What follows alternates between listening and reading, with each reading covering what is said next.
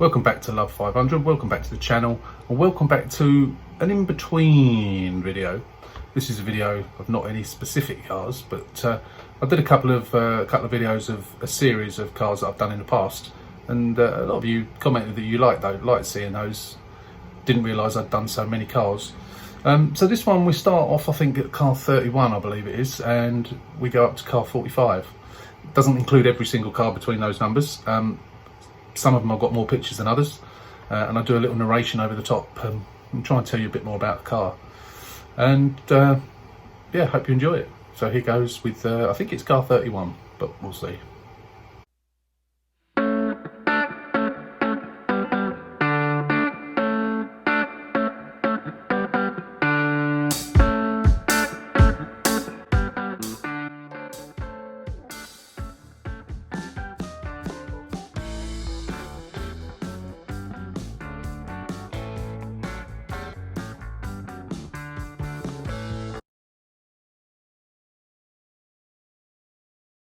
So this was car number 31, a lovely 14 plate Sport. Well, it was lovely once. As you can see here, it's had a side swipe.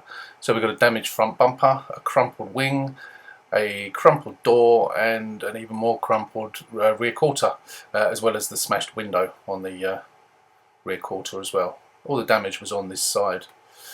So there you can see I'd added a new wing and I put a new door on. Hadn't had the damage done at this point. Some of these pictures you might find them out of order a little bit. Hopefully I try to keep them in order as much as I can. So that was the other side. The other side was fine, as you could see. I think these pictures were actually taken once it was finished, but I did have some issues with this car. This was what I referred to as the smelly car. It had an awful smell. It stunk of smoke inside, but it was also the seats. I don't know what the smell was. It was just a disgusting smell. It had the red seats, and I put these blue seats and blue door cards in its place. That it had exactly the same as this, but with the red trim, not the blue trim. I think the blue trim looked good, but it didn't really get rid of the smell. What I ended up discovering was that it had a leak getting in where the aerial is, and water had collected in the spare wheel well, and it had just gone mouldy. And it took a lot of getting rid of. I ended up putting a lot of paint and what have you into the wheel well to get rid of the smell. But anyway, that's another story. That was car 31. Here comes car 32. So as you can see, a lovely mess. We've got a 10 plate lounge. Airbags gone, bumper gone, bonnet gone, God knows what gone. Most of it gone, to be fair. Bit of a mess. Windscreen, obviously, headlights all needed doing, all that sort of thing. There's a view of it from the other side. Obviously another Copart car. That one before wasn't a Copart car. That was somebody else selling that one. I got it for a good price, that other one. I can't remember what it was for. But anyway, we're on car 32 now. So yeah, so usual bread and butter stuff. As you can see, it's pushed up the airbox. The front panel is mullered. Front bumper is obviously mullered. It was a bit of a 2 and 8, this one. But you know, these are what most of the cars I do are like, to be fair. So it wasn't anything particularly out of the ordinary. You can see the airbox there isn't actually broken, which was good. It was fine from the back. As you can see, it had the stripes on the side of it. Not my favourite thing, the stripes, although I did used to put them on. This one, the stripes were faded. Now, was this the one? No, this wasn't the one that I took the stripes off of. No, I can't remember what I did with these stripes. I must have put some new ones on, I guess. Yeah, a bit of a mess, wasn't it? Obviously we had to do the airbag of this as well. As you can see, passenger airbag, driver's airbag. Passenger airbag always smashes the windscreen. I would have had to have done the seat belts as well, and the pre-tensions, no doubt.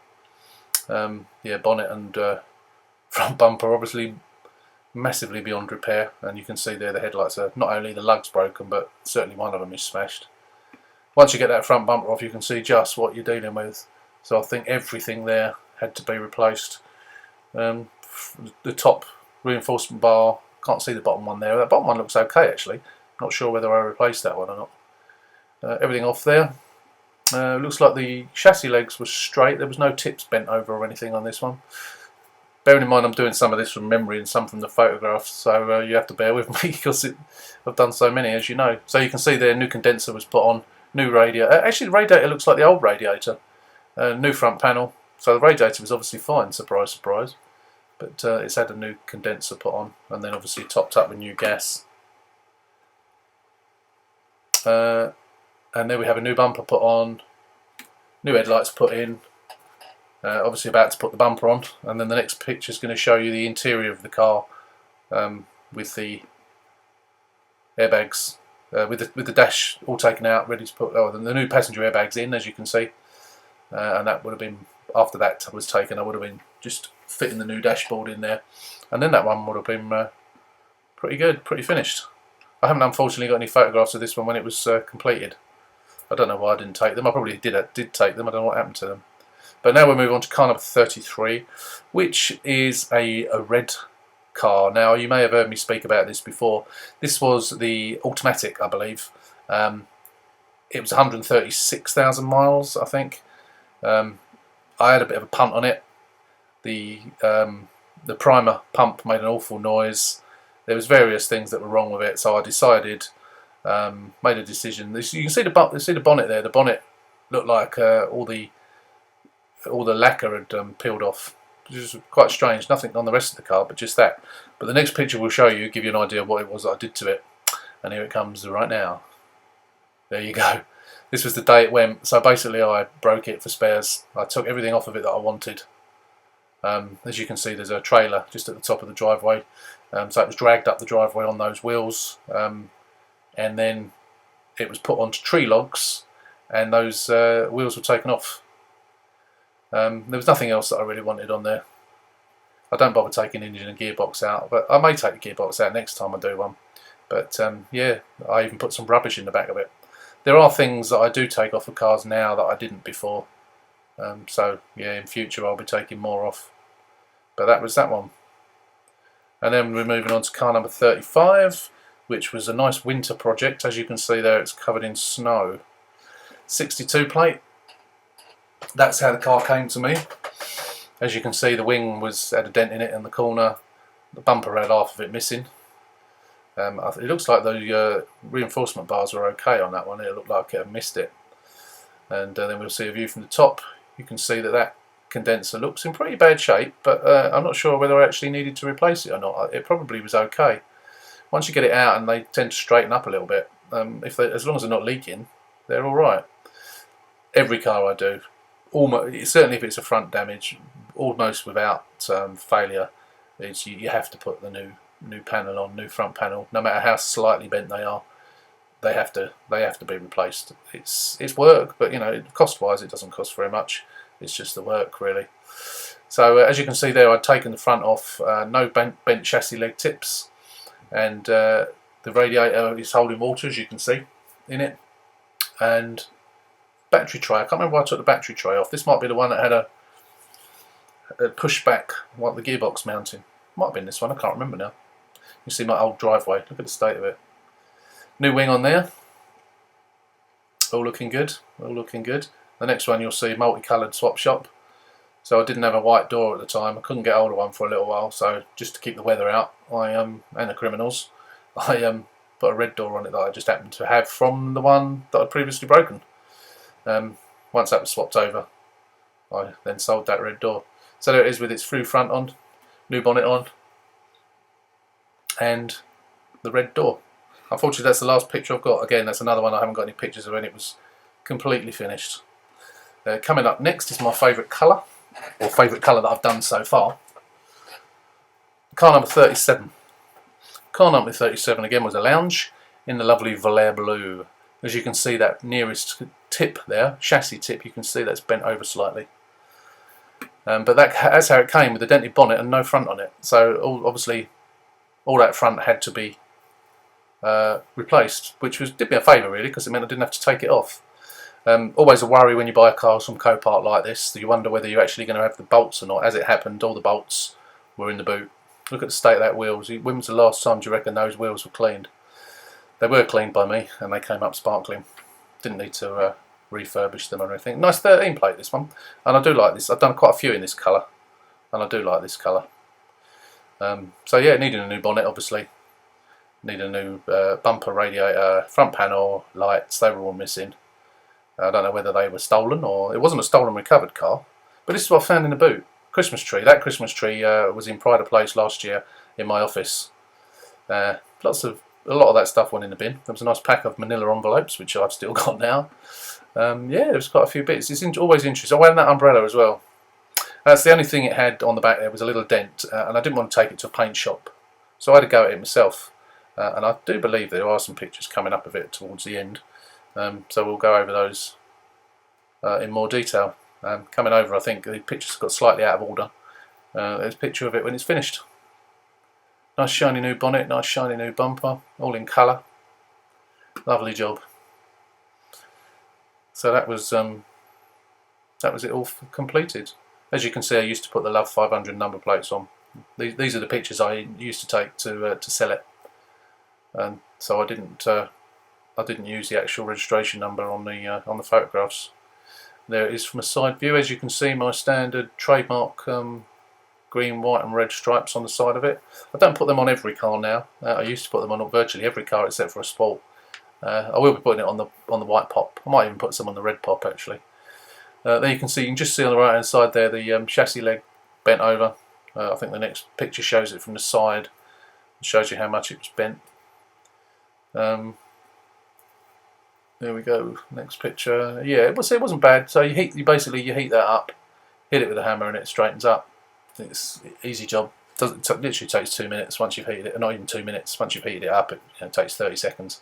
A few bashes and it's straight. I wouldn't do that with the chassis leg, and the chassis leg probably wouldn't straighten like that anyway. But for the tip, it's only relatively thin steel, so as long as you heat it up correctly, that's what it does. It just bends back quite simply. There you can see it from the top again, bent, and there it is straightened. So obviously you can see it's wet underneath. So what I would have, once I've straightened it, I pour water over it to cool it down. And then once it's straightened, you can offer up the new front panel. And I've never ever had a problem doing those. They always straighten. Touchwood, I've never had one where they've been bent sideways. They've all been only the tips bent. I've never had a suede leg, but you know, I look at the pictures and I try and fathom out what's what, and you can generally see from the pictures how bad it is. I've not really come unstuck that much. See my old Ford C-Max in the background there that I used to have. Right, just coming up next is you'll see the pictures of the dent in that back rear quarter where it joins. So obviously I've broken the paint, scratched the bumper, nice little dent. So I thought I'd have a go at that myself. So I used my hammer tool and I drilled it, used the hammer tool to pull it out, filled it, sprayed it, and it was a good job in the end. You couldn't see it at all. Quite big holes I drilled. I don't know why I drilled them quite so big. I know yes I do. It's because that's the size of the tool. You have to drill the hole and then put the tool in, and then use the hammer tool, screw the tool in, and then use the hammer tool to pull the dent out. And it worked brilliantly. Yeah, there you can see it. A bit of paint on it, or a bit of primer on it, and oh yeah, white bonnet. Oh that's right. This one I couldn't get a bonnet in colour, so I had a white bonnet in the garage. I just keep looking at my old driveway and realise just how awful it was. So yeah, I think that this white bonnet, I took it and had it sprayed at the paint shop, and it was a good match. So I have got these pictures around the wrong way a little bit. So the finished pictures were earlier on. But that was the end of that one. So car number 38 was a beautiful, beautiful, beautiful red Sport. This was really lovely. This one, as you can see there, it's the door was damaged, the wing was damaged, the bumper was damaged. I can't remember if the wheel was damaged or not. I think it might have been, or was it just a flat tyre? I can't remember. But I could see from there, 14 plate. It was a lovely car. It was, I think it came with a full service history, this one as well. Looks fine from that side. This was a co-pilot car, I believe. Yeah, it was, because I can see in the next picture they put the tape over the number plate. So yeah, the person that bought this car, his girlfriend bought it for him for I think it was his 22nd birthday, if I remember rightly. And she messaged me after she bought it and said that he had lost his parents when he was very young, and this was the best birthday he'd ever had. So it was nice for me that I could contribute to that in some little way, even though obviously they paid for the car. They got it for a good price. and it was a beautiful car, and hopefully they still own it. This was probably a couple of years ago. I can't really remember the dates on these now. They all sort of meld into one, really. So apart from the obvious bodywork that was on this one, as you can see there, that bumper, this was the bumper that I repaired. You'll see the pictures of my repair in a minute. And being red, it's a little bit more of a forgiving colour, thankfully. And I think I made a pretty good job of it. This was my real first attempt at plastic welding and hot stapling. That there, I think that picture was taken because they thought the lacquer had come off. It hadn't. It was on a really cold day, and it's actually frost. So when I got the car, I was expecting that lacquer not to be any good, but it's not. It's fine. It was fine. It was just frost that had accumulated on it. A little bit of undercarriage damage coming up now. As you can see there, the bottom arm is broken, and the steering rack was bent. So that needed a new steering rack and a new bottom arm. I think this one was the one that I also had to put a drive shaft in as well, because I think the drive shaft was also bent. I think that was this car. Actually, no, it might have been a different one. Anyway, here we go with the bumper. As you can see there, so I pushed all the bits together, and I've just put a couple of hot staples in there, and then another one at the bottom, just to get it sort of in position. And there you can see all the hot staples all pulled together. So it's reformed the shape. I did it on the car, and there you can see I've cut all the nibs off of the hot staples, and then I've used a grinder to just grind it flat a little bit beneath the surface, and there you can see that I've put filler in to fill any of the gaps and then rubbed it down again. I wouldn't do that on my new driveway. Look at the state of it. And then a load more filler has gone in, as you can see there. Looks a bit of a mess, doesn't it? And then it was all rubbed down, and there you see rubbed down again. So I'd primed it, rubbed it down again. I think you could still see it, so I primed it, rubbed it down again, and then I reprimed it again. And you can see a mark there sort of about halfway up. You couldn't actually see that. I don't know why. I think that's a shadow or something. You can see it in that one as well. I'm not quite sure why you can see it, but that wasn't a mark that you could see on the bumper. And as you can see in the next picture, there it is all finished. And that mark you cannot see. Yeah, that must be a shadow of the wall or something. I'm not quite sure. But you can see there, as it was finished, it was very, very shiny. It was a beautiful car, that. I can't remember what I sold it for now. You also see the blue one behind it out on the street we were just talking about previously. So I quite often do two at the same time. One finished up for sale and one in progress normally, but obviously these two were finished at the same time. I put the little badge on the Fiat badge. I don't know if you saw it back there. I put the little Fiat badge in the front grille. I like that. I think it sets it off nicely. Car number 39. Another red one. This time this was a lounge. Again, front damage. No bumper on the front.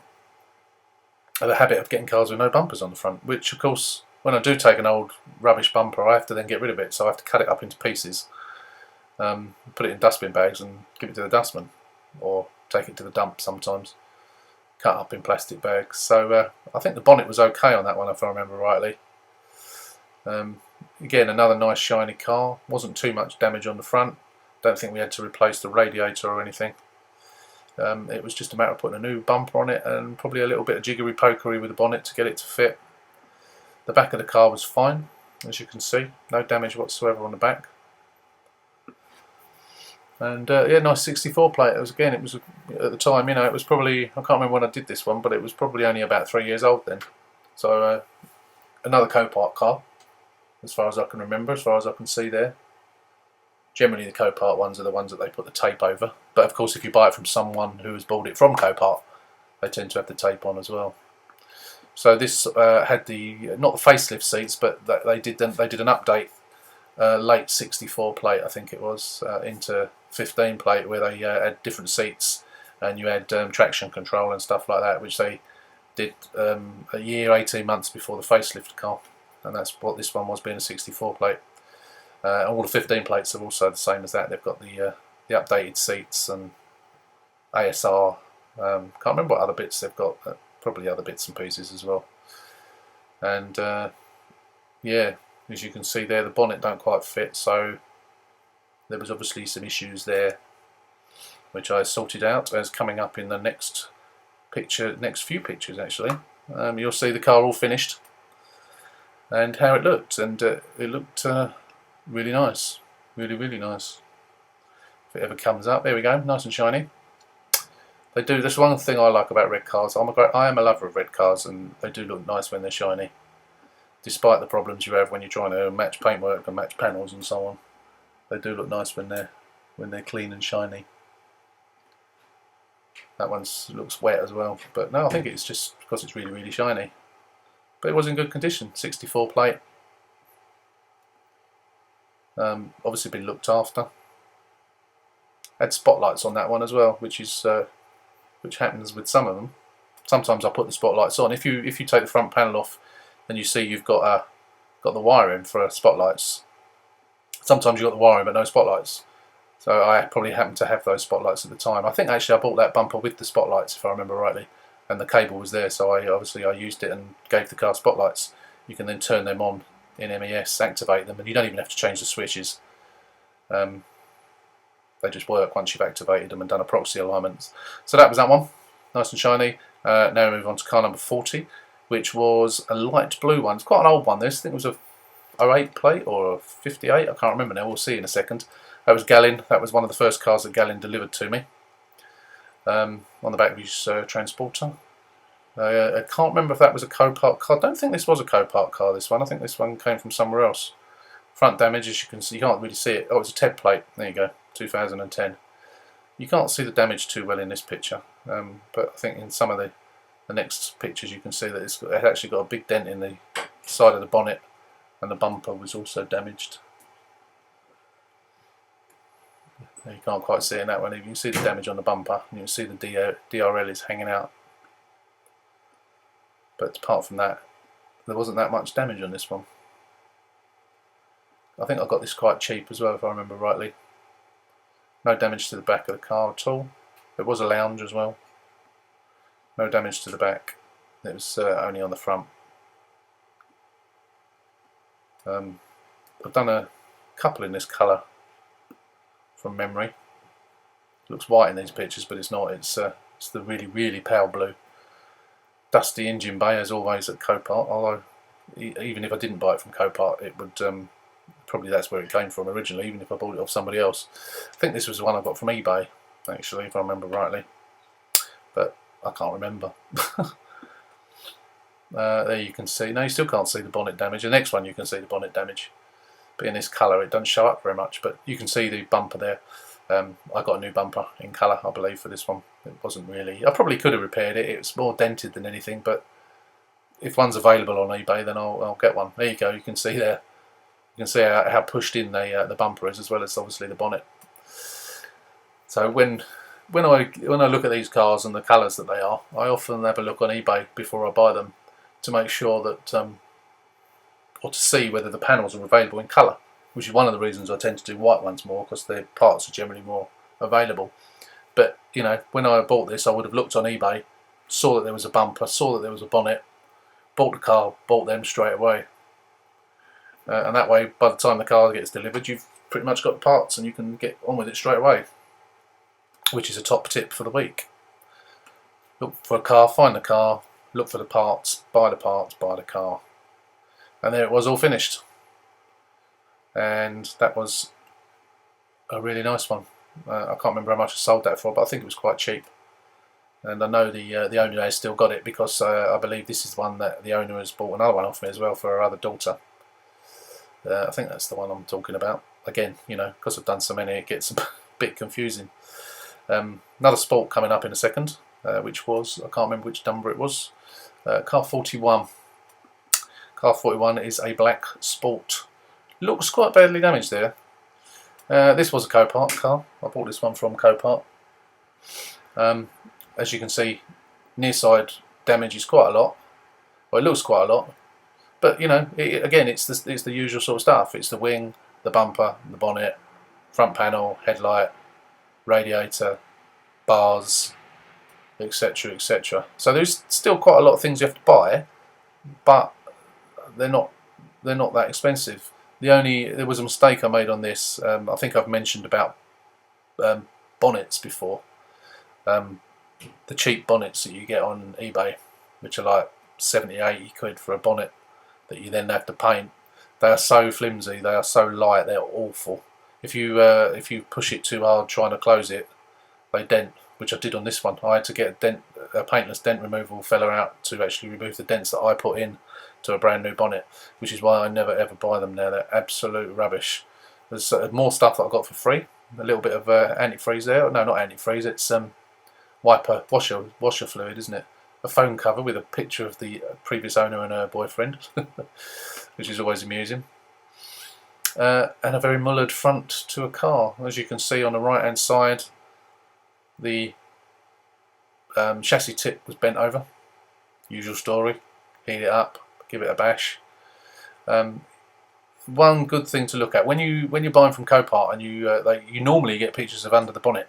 Have a look, whatever car you're buying, this applies to, not just Fiat 500s, but have a look and look at the HD pictures and look close up and look at the inner wings and the seam where the inner wing joins the bulk of the engine bay. Because if they are damaged, then it's a hell of a lot more work if you've got to change an inner wing. Normally they're okay. Even if a wing is completely twisted, it misses the inner. If the wing is completely twisted, it will miss the inner wing because the inner wing is a little bit further back because you've got a bracket on it, and it's the bracket that gets damaged. So you can see it there. Look, you can see that inner wing there is not damaged at all on the right there, and that's what you need to look at carefully because it makes a big difference.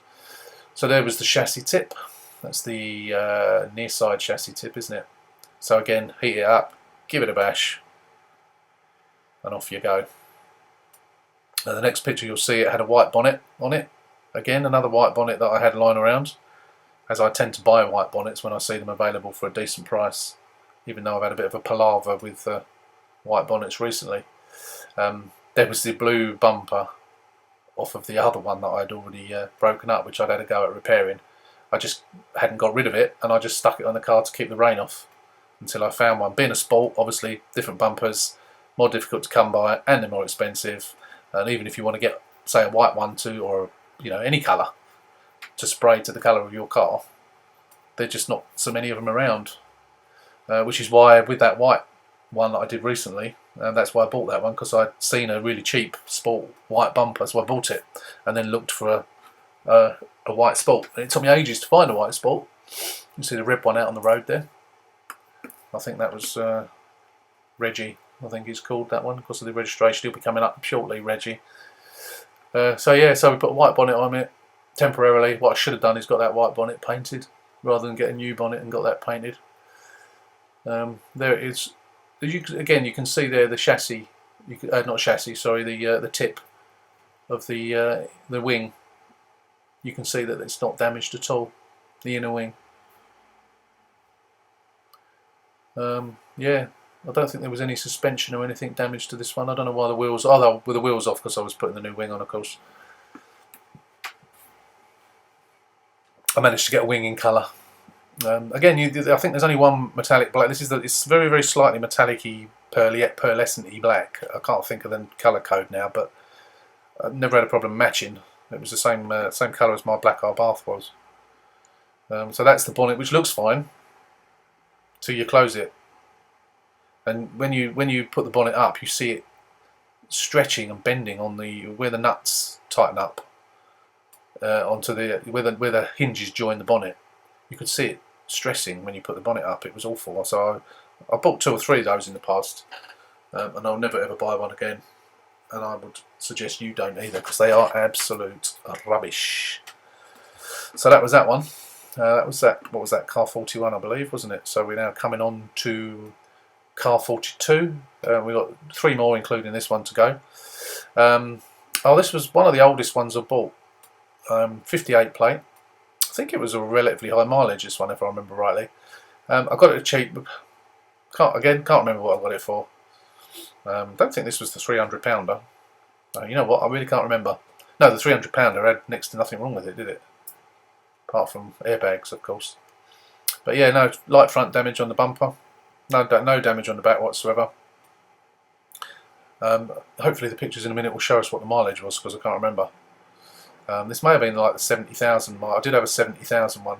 There it is again, being delivered by my trusty transport guy, recoveryforcars.co.uk. There's his phone number there. He's based in East London. He'll travel anywhere in the country, and he's very reasonably priced and can be, and he's very, very trustworthy, well insured, and so on and so forth. So I've been using him for some time now. I used to use somebody else who disappeared off the face of the planet, but that's another story. I'll tell you about that one day. But yeah, I've been using Gallin now for probably 2.5, 3 years, something like that. He's done quite a few for me.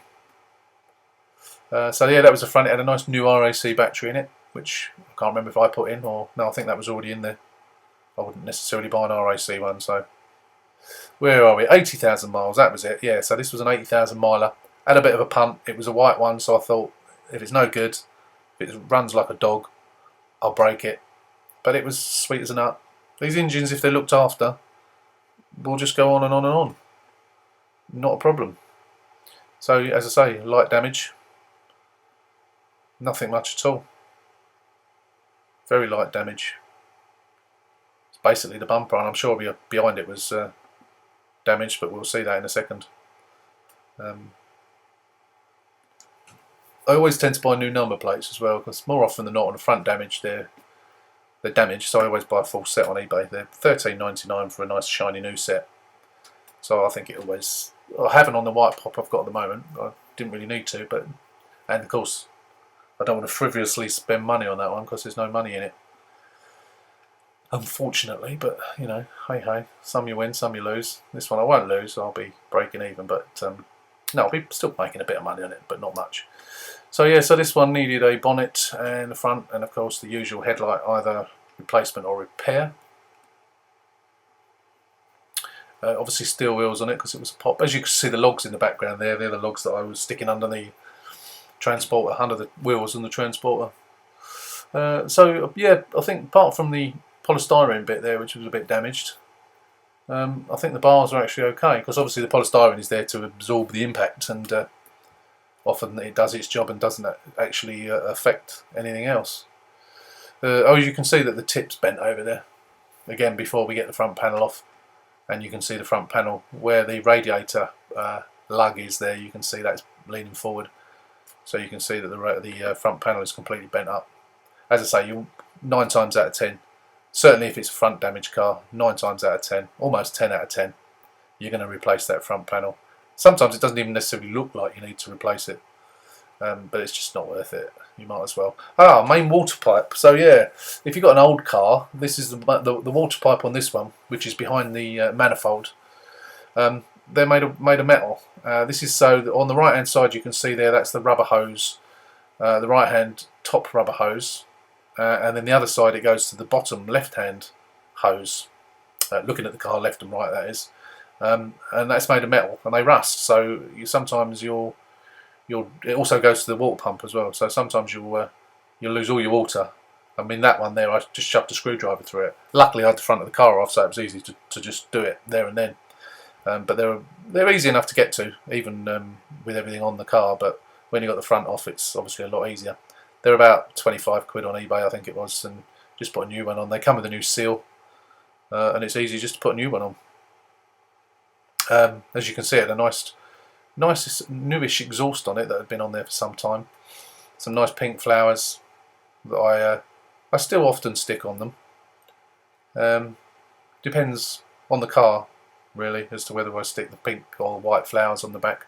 And there's a little green and white red flash. I've still got some of those. I think that was actually covering up a little mark, if I remember rightly. It was a mark that wasn't worth me spending money getting it repaired. So I just stuck it over it. There's my 500X behind it. And as you can see, it cleaned up into a lovely car. Looks really nice, doesn't it? Nice and shiny white. Decent wheel trims on it. I think they were the wheel trims that came with it. I didn't put new ones on. They were really nice. It was a really nice car. They always clean up nice. Once they're finished and they're cleaned up, they always look $1 million. It's very rarely that we get one that don't look right. Obviously my pop I've got at the moment, I've got the issue with the lining up with the bonnet. That will be sorted. I'm confident that will be sorted, even though I can't do it. For the love of me, I can't do it. But yeah, this one was a lovely one. As far as I know, she's still got it. I think she has. Can't remember what I sold it for. Can't remember what I paid for it. But obviously now when we do the projects now, we go through it at the time. So on the last day of the project, we obviously go through what we've spent, and you can see just how much I do spend on them and how much I make on them. But we'll do that more so now anyway. But that's that one. That was the 58 plate. 2 more to go. Car 43, second to last one. And this is Reggie. So you saw Reggie out on the road in the background on one of the previous cars. Obviously, I think you can see there why I called it Reggie, because his registration number is Reggie. It would have been nice to sell it to someone called Reggie, but I didn't. This one was sold to the daughter of a friend of my sister-in-law. As you can see, wing pushed in, bumper pushed in. Obviously, the wheel is pushed in. This one gave me a few little surprises, annoyingly, which I shouldn't have been surprised really, going by the angle of that wheel. So I'm assuming there. So what we got the bottom arm, probably only the bottom arm. It wasn't. Can't remember how much these photos show you now, but yeah, as well as the bottom arm, we had to replace. Initially, we had to replace bottom arm, steering rack, drive shaft, and then we ended up having to replace the hubs as well. Well, one of the this hub, and then because we were changing one hub, we changed the one on the other side. We took them off of the twin air that I was braking at the time, and what I didn't know was the hubs on the twin air had slightly different, and they didn't fit properly, or the drive shaft didn't fit properly, I should say. The drive shaft, when it was done up, was just spinning because it's slightly different size. So yeah, so I then had to buy more hubs, so the hubs had to go up and put on again. And then we ended up having to do it again because the strut needed replacing as well. The actual suspension leg was also bent, which we didn't realise. And then the final thing was it failed the MOT because there's a little bracket. I don't think I'll show you this in these pictures, but there's a bracket just on the side of the car under the wheel arch where the brake hoses clip into. That had snapped, so therefore the brake hoses, where they're held tight in position, they were still pretty solid, but because they weren't in this bracket, it failed the MOT. And of course, it's a bracket that's like part of the side of the car, which I couldn't get. So I contacted our friends at Love 500, our friends at Club 500 Italia, and they cut a piece out of a car they were braking and sent it to me. And I bonded and pop riveted it to the side of the car, ground the old one off and pop riveted it on, and then it was all good. Took it back to its MOT and it passed. So here it is, just before it was sold. I was being chased up on a daily basis on this one. Is it ready? Is it ready? She was dying to get the car. Because of the issues with the suspension, I had to keep putting her off. Didn't lose the sale. She still bought it, and she has still got it now. And my 500X you'll see in the background again there. And there it is from the other side. That was a really, really nice shiny one. It was a lot of grief. It cost me a lot of money. I didn't make much money, but it was for a friend of my sister-in-law's, so it kept me off the streets, even if I didn't make much money. And the last one, not the last car I've done, obviously, because I'm on 55 at the moment. Oh look, another red one. Do like me red cars. Nelly, when you look at this, it seems like I do more red than white. But no, most of what I do is white. So colour therapy. As you can see there, the wheel trims are the giveaway there. It's got the colour therapy wheel trims. So colour therapy is a bit like a posh pop, really. So it's got the wheel trims. What else has it got? Nothing much. It's got colour gear knob and white mirrors. As you can see there, the airbags have gone on this one. So I had to have new dash and new airbags, which I think I had at the time out of one of the ones that I've broken. So I just used those. New bumper. Did I? Yes, I'm pretty sure I did put a new bumper on this. There was something that's coming up as well on the other side, on the passenger side. It had a problem with the passenger door that was damaged, which you'll see in a minute. So I had to put another door on it, which was slightly off colour, very, very slightly. And the buyer did notice it, but it was so slight that it didn't bother them, and it was so slight that I wasn't going to get any painting done or anything like that. So I didn't really spend that much money on this one because, as I say, I already had the dashboard and airbag, so I didn't need to buy those. I think you can see the door there. I don't quite know whether someone's tried to break into it at some point and the person never ever bothered getting it repaired. That's what it looks like, because obviously the damage in the accident that rode it off was not anything to do with this side of the car. So I think someone's stuck a crowbar in there and tried to prise it open. So I stuck a new door on. So yeah, so inside, don't think this one's got aircon. Some colour therapies do. I don't think this one did, if I remember rightly. Oh, it did. You can see the pipes there. It has got aircon. So yeah, maybe the colour therapies do have aircon. So yeah, aircon, the wheel trims, and the red gear knob. Apart from that, it's a special edition, but not much special about it, to be honest. 20,000, almost 21,000 miles, which was really low mileage. Again, this was bought by a friend of my sister-in-law, and the friend of the friend also bought the Black Sport. This is her friend who came to look at the Black Sport with her, and she bought this one as well. Or rather, her friend bought this one, and she's still got it now as well. She's been back once, and I've changed the door handle for her. But yeah, she's still got that. So this is the last one. That's it. So that was the latest compilation. That went up to car number 45, which was last year, about halfway through last year. So I hope you enjoyed that, found that of interest. And maybe, again, that might have inspired you to buy one for yourself, whether to do what I do and sell it or to keep it for yourself. It's a great way of buying a car. If you want to keep it for yourself, you can afford to pay a little bit more as well. I shouldn't say that because it pushes the prices up for me. But yeah, if you want to do a car for yourself, for your wife, whatever that, or girlfriend, I say wife, girlfriend, boyfriend, whatever. We like a bit of diversity on this channel. Yeah, it's a great way. You can afford to pay a little bit more for the car in the first place. And then you can take time, do it up, and you get it far, far, far cheaper. And it's only you and the bank manager, and of course the insurance company, that know. Yeah, it's a great way of buying a car that you wouldn't necessarily be able to afford otherwise, or buying a newer car than you could afford. A lot of people who've bought cars from me would have bought an old 58 plate with 100,000 miles on the clock, but because of the price they're getting it for, they were able to buy a 13 plate with 20,000 miles on the clock for less money. So, it's a no-brainer as far as the buyers are concerned, which is why I sell them so easily. And yeah, it's a good little hobby. Does your back in a bit sometimes with all the bending over, especially at my age. But it's a good little hobby. Makes you a bit of money and enjoy it. And of course, it gives me content from the YouTube channel. And of course, when I do the how-to videos, it helps people to do stuff that they need to do on their own car as well. But yeah, so that's the end of that one. I hope you enjoyed it, and there'll be another video on the White Sport in a couple of days' time. And also, don't forget to subscribe. Subscribe button just there.